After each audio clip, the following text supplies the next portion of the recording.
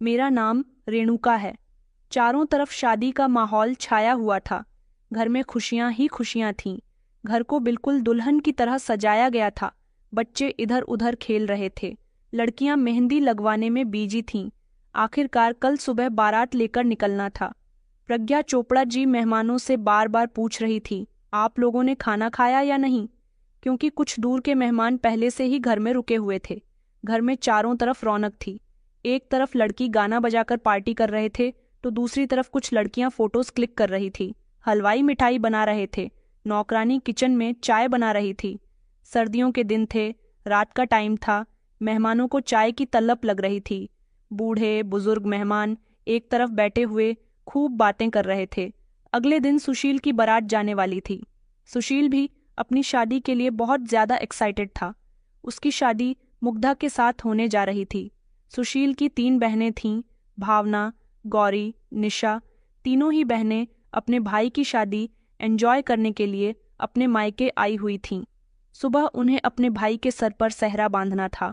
बारात मौज मस्ती से लेकर निकलनी थी। सुरेश चोपड़ा साहब ने अपने बेटे की शादी में किसी तरह की कोई कमी नहीं छोड़ी थी। आखिरकार सुशील उनका इकलौता बेटा था। सुरेश चोपड़ा जी का परिवार ओडिशा के बलांगीर जिले में पतनगढ़ इलाके में रहता था और ये बात पिछले 6 साल पुरानी है।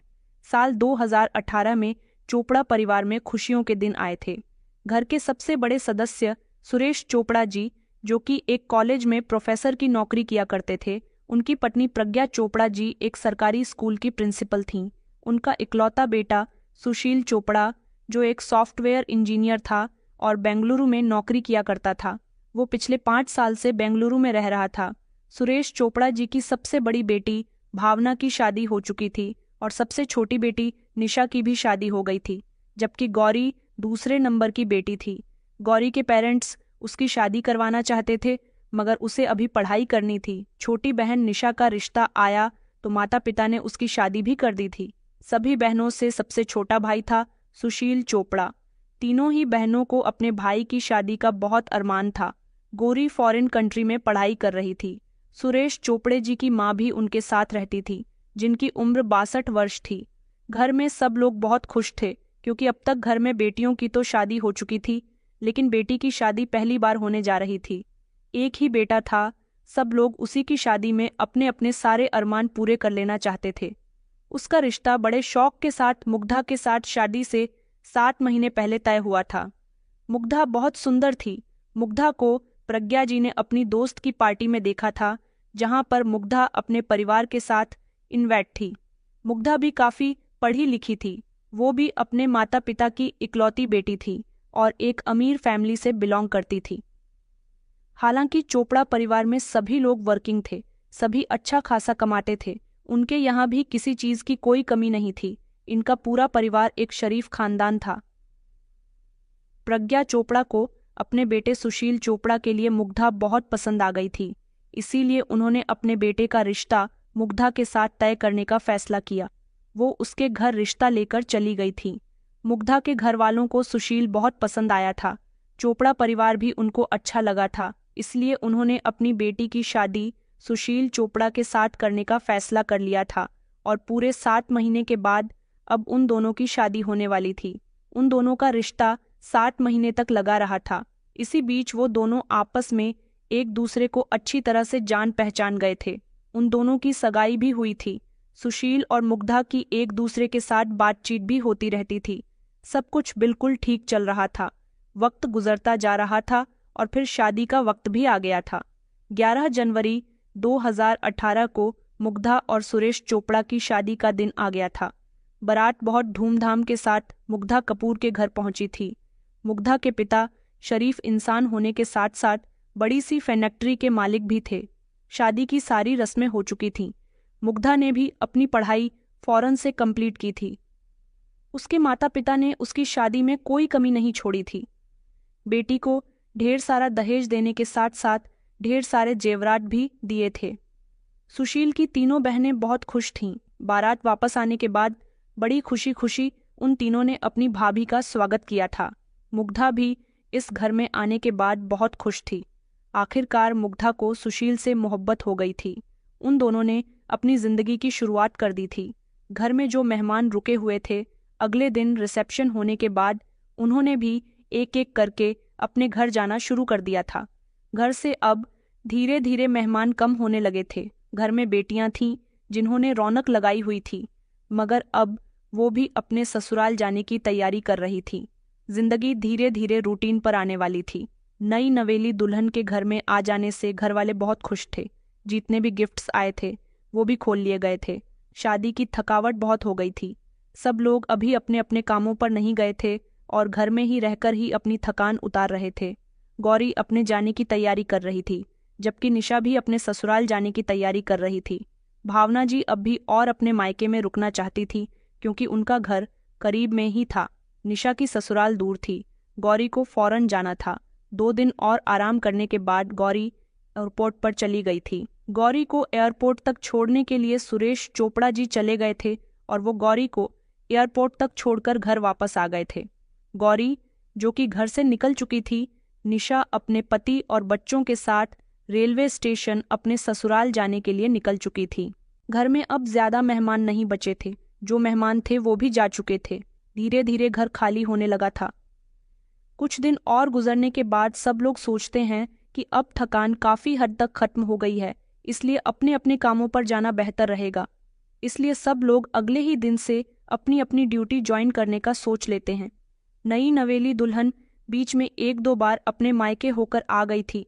उसके बाद अब उसे ससुराल में ही एडजस्ट करना था।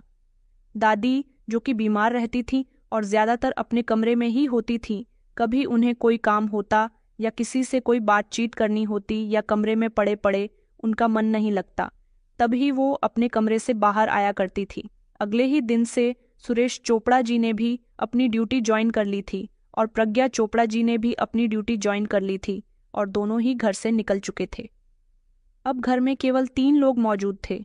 घर पूरी तरह से खाली हो गया था। सुशील ने अभी अपनी ड्यूटी ज्वाइन नहीं की थी। उसे 10 दिन बाद बेंगलुरु के लिए निकलना था। उसने इस बार सोचा था कि वो अपनी पत्नी को भी अपने साथ ले जाएगा। कुछ दिन अपनी पत्नी के साथ बेंगलुरु में एंजॉय करेगा और फिर उसके बाद छुट्टियों के समय दोनों घर वापस आ जाएंगे और फिर उसकी पत्नी यहीं पर रहेंगी और सुशील अपना काम करने के लिए टाइम टू टाइम बेंगलुरु जाता रहेगा और वहां से आता रहेगा। वो 20 जनवरी का दिन था जब घर में सिर्फ 3 लोग मौजूद थे। नई नवेली दुल्हन मुग्धा चोपड़ा, सुशील चोपड़ा और उनकी दादी जी। उनके माता पिता अपनी अपनी ड्यूटी के लिए घर से निकल गए थे। दादी जी धूप खाने के लिए आंगन में बैठी हुई थी। मुग्ध अपने पति के लिए किचन में नाश्ता बना रही थी। उसने किचन के बाहर ही रखी हुई डाइनिंग टेबल पर अपने पति को नाश्ता सर्वे किया। इतने में ही घर की डोरबेल बजने लगी।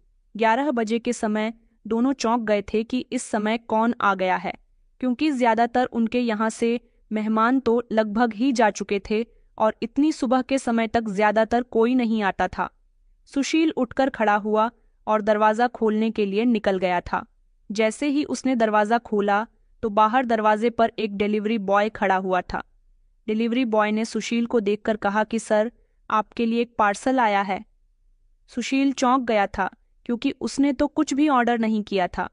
डिलीवरी बॉय के हाथ में ब्राउन कलर का बड़ा सा बॉक्स था। उसने वो बॉक्स सुशील को दिया और सिग्नेचर करवाकर वो वहां से जाने ही लगा था, जब सुशील ने उसे आवाज देकर रोक लिया और कहा कि ये पार्सल आखिर किसने दिया है। मगर डिलीवरी बॉय ने उसे कुछ भी नहीं बताया। वो कहने लगा कि सर, इस चीज की इंफॉर्मेशन हम नहीं रखते।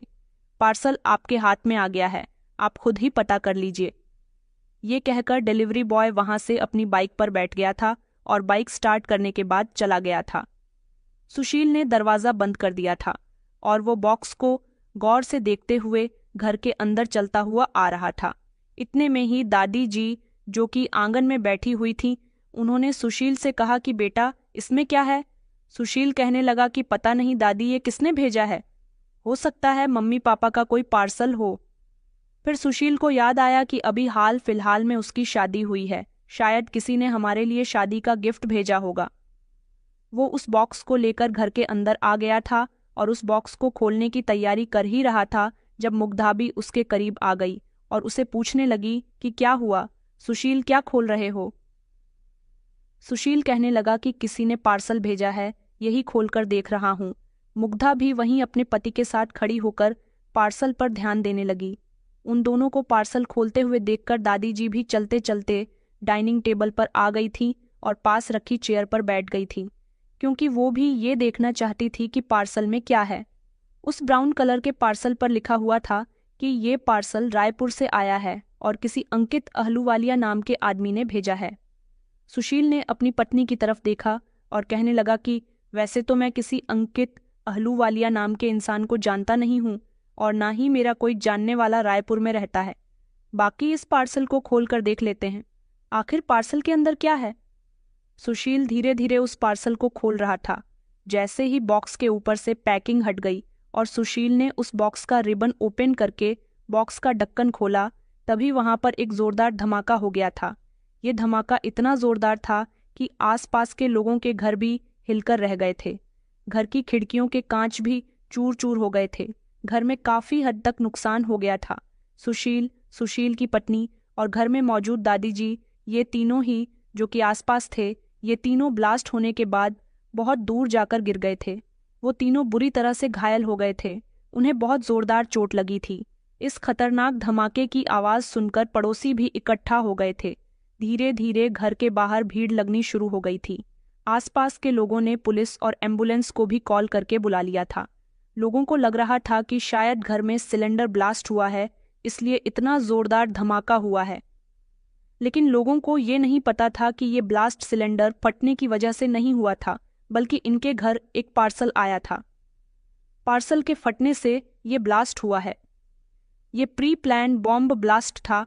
तो आखिर कौन था जिसने इस हंसते खेलते परिवार को बर्बाद करने की कोशिश की थी? कौन था जो इन लोगों को नुकसान पहुंचाना चाहता था? और कौन था जिसने इस बॉक्स के अंदर बॉम्ब भेजा? और इन लोगों की आखिर किसके साथ दुश्मनी थी जिसने इतनी बड़ी दुर्घटना को अंजाम दिया?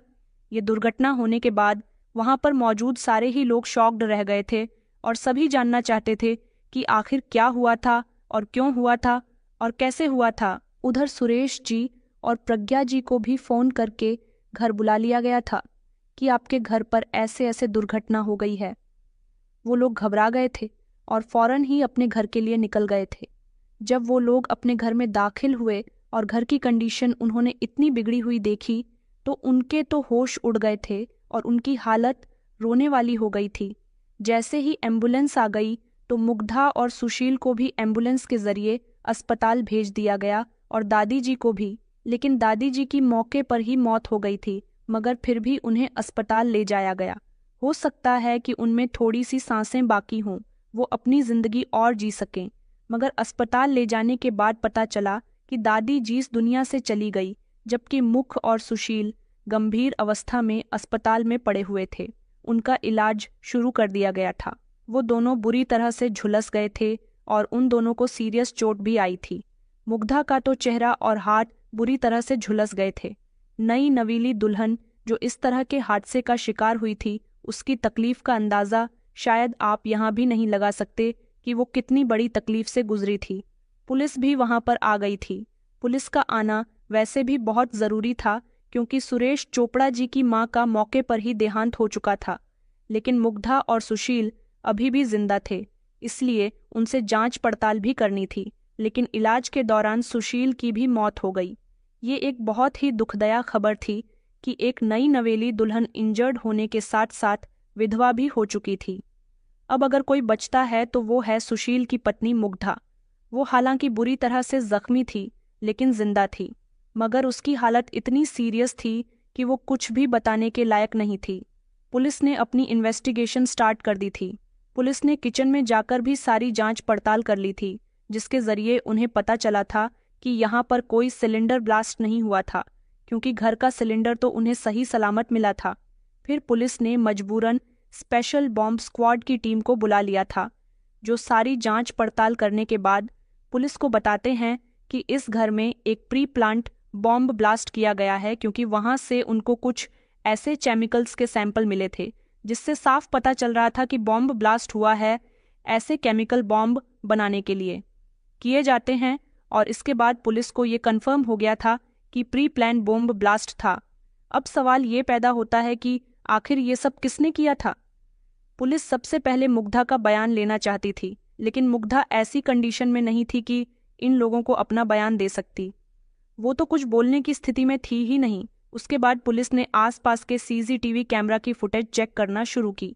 काफ़ी छानबीन करने के बाद पुलिस को पता चला था कि एक डिलीवरी बॉय पार्सल को उनके घर पर देकर गया था, इसलिए पुलिस अपना काम शुरू कर देती है।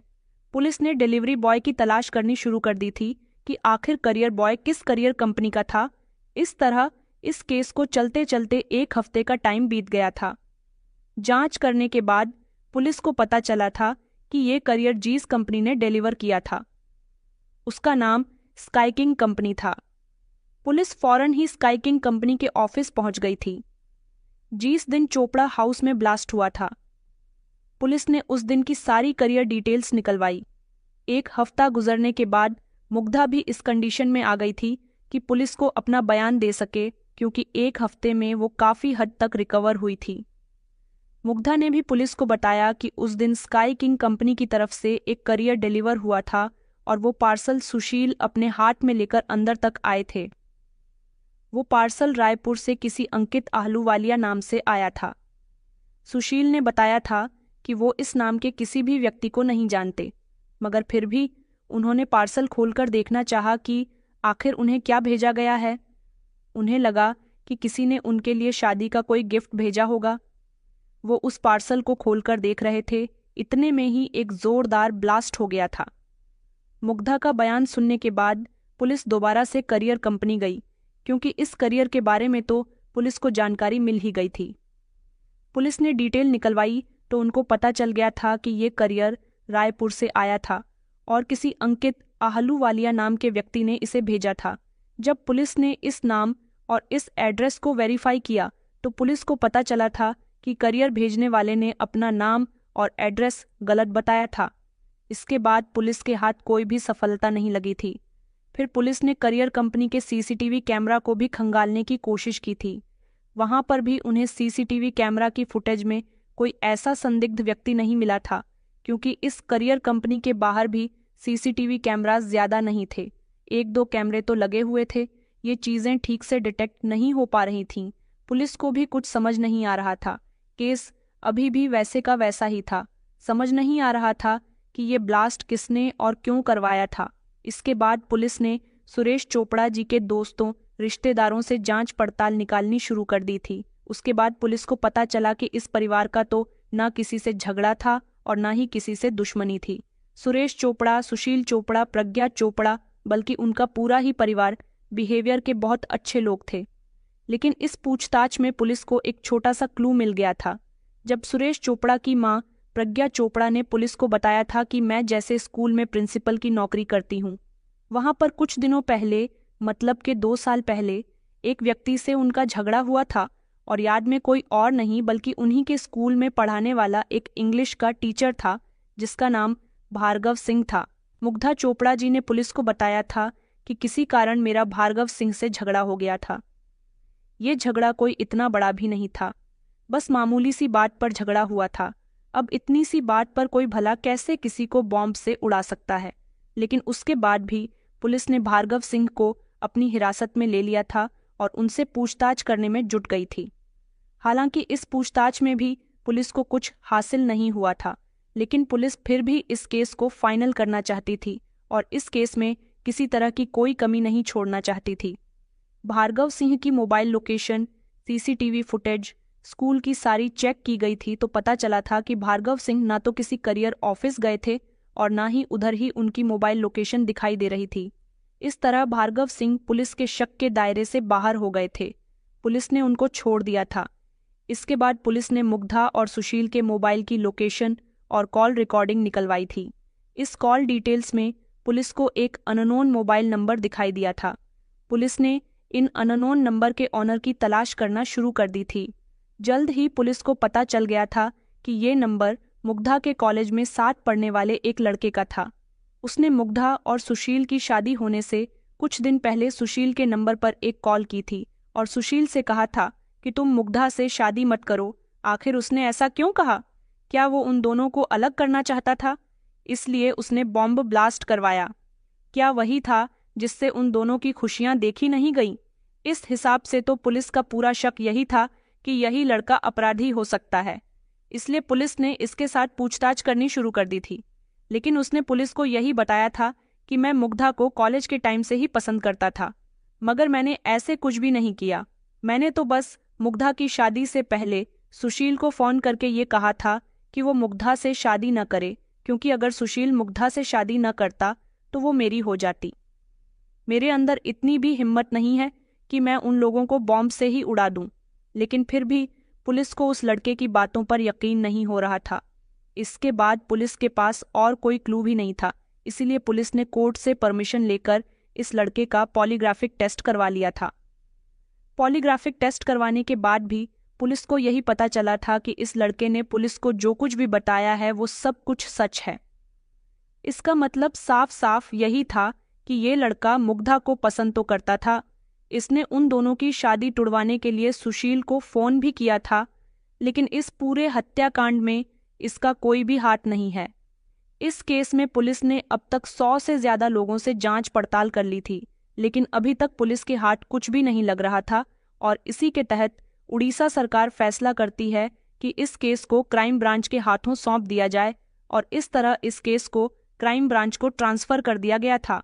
अब जैसे ही क्राइम ब्रांच की टीम इस केस को हैंडल करती है, सबसे पहले सारे सीसीटीवी फुटेज को खंगाला गया।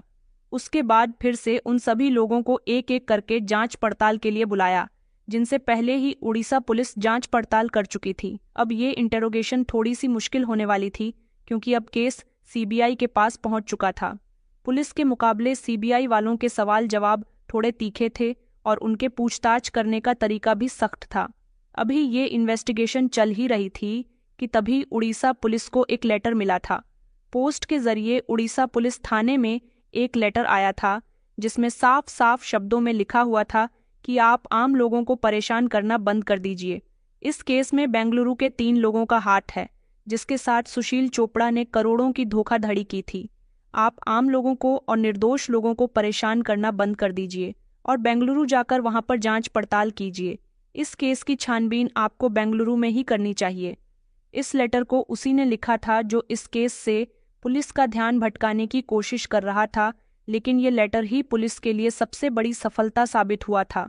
पुलिस के और सीबीआई के ऑफिसर्स ने इस लेटर की फॉरेंसिक जांच करवाई, ताकि इस लेटर से किसी तरह का कोई फिंगरप्रिंट्स मिल सके, मगर ऐसा कुछ भी फॉरेंसिक टीम को नहीं मिला था। लेकिन इस लेटर को जब क्राइम ब्रांच के ऑफिसर ने चोपड़ा परिवार के मेंबर्स को दिखाया था, पहले तो उन लोगों ने इस लेटर को देखकर बताया कि उन्हें इस लेटर में कुछ भी अजीब नहीं लग रहा। लेकिन जब ये लेटर प्रज्ञा चोपड़ा जिन्हें गौर से देखा, तो वो उस लेटर पर लिखे शब्दों को बार बार पढ़ने की कोशिश करने लगीं, और बार बार पढ़ने से उन्हें एक व्यक्ति पर शक हुआ, और वो व्यक्ति कोई और नहीं बल्कि उन्हीं के स्कूल का इंग्लिश का वो टीचर भार्गव सिंह ही था। पुलिस इससे पहले भी भार्गव सिंह से पूछताछ कर चुकी थी, लेकिन फिर भी पुलिस के हाथ कुछ नहीं लगा था। अब इस बार प्रज्ञा चोपड़ा जी ने पुलिस को बताया था कि इस लेटर को इंग्लिश में टाइप किया गया है, जबकि भार्गव सिंह भी इंग्लिश का ही टीचर था, और एक ही स्कूल में नौकरी करने की वजह से प्रज्ञा चोपड़ा जी की मुलाकात और बातचीत रोज ही भार्गव सिंह से होती थी। इस हिसाब से उन्होंने ये अंदाज़ा लगा लिया था कि इस तरह की बातचीत और लेटर में लिखे हुए शब्द कहीं ना कहीं भार्गव सिंह के बोलचाल के अंदाज से मैच हो रहे हैं। हालांकि ये कोई बहुत बड़ा सबूत नहीं था, लेकिन फिर भी क्राइम ब्रांच के लिए इतना ही सबूत काफ़ी था। उन्होंने तुरंत इस लेटर के आधार पर भार्गव सिंह को अरेस्ट कर लिया था। पुलिस ने जब उसके साथ सख्ती से पूछताछ की तो काफ़ी समय तक तो वो इनकार करता रहा कि उसने कुछ नहीं किया, लेकिन फिर ज्यादा सख्ती से पेश आने पर वो टूट कर रह गया था, और फिर हार कर उसने पुलिस को बता दिया था कि इस पूरे हत्याकांड में उसका ही हाथ है। भार्गव सिंह ने पुलिस को सारी सच्चाई बता दी थी। उसने बताया था कि 2013 में वो उड़ीसा के एक फेमस स्कूल का प्रिंसिपल हुआ करता था। उसी दौरान उस स्कूल में सुशील चोपड़ा की मां प्रज्ञा चोपड़ा जी की एंट्री हो गई थी, और वो पहले से ही भार्गव सिंह की सीनियर थी। इस तरह उस स्कूल में भार्गव सिंह को हटाकर प्रज्ञा चोपड़ा जी को स्कूल की प्रिंसिपल बना दिया गया था। ये सब कुछ भार्गव सिंह को बिल्कुल भी पसंद नहीं आया था। फिर उसके बाद ही वो अपने दिल में प्रज्ञा चोपड़ा के लिए नफरत रखने लगा था। उसी के बाद ही उन दोनों के बीच झगड़े शुरू हो गए थे। फिर भी फाइनली प्रिंसिपल की पोस्ट सुशील चोपड़ा की मां प्रज्ञा चोपड़ा जी को मिल गई थी। वो इस बात से बहुत नाराज था। तभी से उसके अंदर बदले की आग भड़क रही थी। वो किसी भी तरह से प्रज्ञा चोपड़ा से अपना बदला लेना चाहता था और इसी के चलते वो 2013 से लेकर 2018 तक इस बात के इंतजार में था कि उसे कभी कोई ऐसा मौका मिले जिसमें वो प्रज्ञा चोपड़ा से अपना बदला ले सके। वो हमेशा अपने दिमाग में यही प्लान बनाता रहता था कि किस तरह से वो प्रज्ञा चोपड़ा और उसके परिवार को नुकसान पहुंचाए, क्योंकि वो ये बात बहुत अच्छे से जानता था कि प्रज्ञा चोपड़ा के परिवार में बहुत मेल मोहब्बत है। इसलिए वो उनके परिवार को तोड़ना चाहता था, उनके परिवार को और उनको नुकसान पहुंचाकर अपने आप को खुशी पहुंचाना चाहता था। ये मौका फाइनली उसे 2018 में मिल गया था, जब प्रज्ञा चोपड़ा जी के बेटे सुशील चोपड़ा की शादी मुग्धा के साथ होने जा रही थी। इस शादी में भार्गव सिंह भी शामिल था। यहीं पर उसने अपने दिमाग में एक प्लान बनाया कि क्यों ना शादी का एक गिफ्ट बनाकर शादी के कुछ दिनों के बाद उनके घर करियर के जरिए भिजवा दिया जाए। और उसी गिफ्ट को बनाने के लिए काफ़ी दिनों तक उसने इंटरनेट का सहारा लिया था। उसने इंटरनेट पर बहुत सारे वीडियो और बहुत सारे आर्टिकल्स देखे थे जिसमें बॉम्ब बनाने के तरीके सिखाए गए थे। हालांकि वो स्कूल का टीचर था, इसलिए उसे स्कूल आईडी के बॉम्ब बनाने के केमिकल्स भी मार्केट से आसानी से मिल गए थे और उन्हें केमिकल्स की मदद से इंटरनेट पर देख कर उसने एक पार्सल बॉम्ब तैयार कर लिया था, जो 20 जनवरी की सुबह 11 बजे डिलीवरी बॉय के जरिए भेज देता है, जिसके ब्लास्ट होने से सुशील चोपड़ा और उसकी दादी की मृत्यु हो गई थी, जबकि उसकी पत्नी को गंभीर चोटें आई थीं।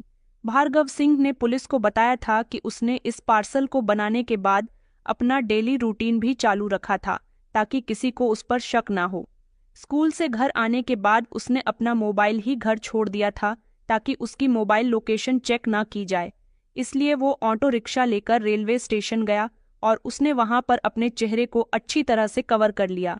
उसके बाद वो रायपुर पहुंचा और वहां जाने के बाद उसने स्काई किंग कंपनी की तरफ से पार्सल भेजा। उस कंपनी के ऑफिसेस में नॉर्मली ज़्यादा कैमरे नहीं थे, इसलिए उसने वहां से उस पार्सल को भेजकर हादसे को अंजाम दिया। उसके बाद भार्गव सिंह शक के दायरे से तो बाहर हो गया था, लेकिन जब क्राइम ब्रांच ने दोबारा से जांच पड़ताल शुरू की तो दोबारा से उसे जब इन्वेस्टिगेशन के लिए बुलाया गया था तो वो बहुत परेशान हो गया था और बार बार वो पुलिस को जवाब नहीं दे सकता था। इसी वजह से उसने पुलिस को गुमराह करने की कोशिश की। उसने वो लेटर लिखकर भेजा था कि पुलिस का ध्यान भटक जाए, मगर ऐसा नहीं हुआ था। उड़ीसा पुलिस को वो लेटर भेजने की उसकी सबसे बड़ी गलती थी, जिसकी वजह से वो पकड़ा गया था। उसने फर्जी कहानी बनाकर पुलिस को लेटर के थ्रू सुनाई थी कि ये करोड़ों का घोटाला है जो सुशील चोपड़ा ने किया था, वो भी बेंगलुरु में। इस लेटर की वजह से वो दोबारा से घेरे में आ गया था। अगर भार्गव सिंह वो लेटर पुलिस को न भेजता तो शायद पुलिस उस जैसे अपराधी को कभी न पकड़ पाती और ये केस क्लोज कर दिया जाता और असली कातिल कभी पकड़ा ही नहीं जाता। लेकिन कातिल चाहे जितना भी छुपने की कोशिश कर ले, वो एक न एक दिन पकड़ा ही जाता है। औरत और कातिल कितना भी होशियार हो, गलती करना नहीं भूलता। उसकी ये गलती उसे पकड़वाकर ही छोड़ती है। हमारा इरादा आप लोगों को न तो परेशान करना है, न आपकी भावनाओं को ठेस पहुंचाना है, बल्कि हम अपनी इस कहानी को आप लोगों के साथ शेयर करके आपको यही मैसेज देना चाहते हैं कि आप अपना ख्याल रखें, अपने परिवार का ख्याल रखें, जितना हो सके सतर्क रहने की कोशिश करें। दोस्तों, बदले की भावना और जलन इंसान की सोच को इतना विषैला बना देती है कि वो सही और गलत में फ़र्क करना भूल जाता है। जब हम किसी से जलते हैं या उनके खिलाफ साजिश रचते हैं तो हम न केवल उन्हें चोट पहुंचाते हैं बल्कि अपनी आत्मा और जीवन को भी अंधकार में धकेल देते हैं। ये कहानी हमें सिखाती है कि जलन और धुएं से किसी का भला नहीं होता, बल्कि ये हमारे जीवन में विनाश और पश्चाताप लेकर आता है। दूसरों की सफलता से ईर्ष्या करने के बजाय हमें अपने जीवन में सकारात्मक और मेहनत का सहारा लेना चाहिए। बदले की आंख में जलकर किसी को नुकसान पहुंचाना हमारे चरित्र की कमजोरी को दर्शाता है। जो इंसान अपने अंदर की नकारात्मक को जीत लेता है वही असली विजेता होता है। इसलिए हमें अपने जीवन को दूसरों से तुलना करने और उनसे जलन के बजाय खुद को बेहतर बनाने में लगाना चाहिए। दूसरों की खुशी और सफलता को स्वीकार करना और उनसे प्रेरणा लेना ही सच्चा साहस और इंसानियत है। जलन और नफरत सिर्फ तबाही लाती है, जबकि प्रेम, सहनशीलता और परिश्रम जीवन को संवारते हैं। दोस्तों, उम्मीद करती हूँ आपको हमारी कहानी पसंद आई होगी। कहानी पसंद आई है तो वीडियो को लाइक करें, चैनल पर नए हैं तो चैनल को सब्सक्राइब करें। धन्यवाद।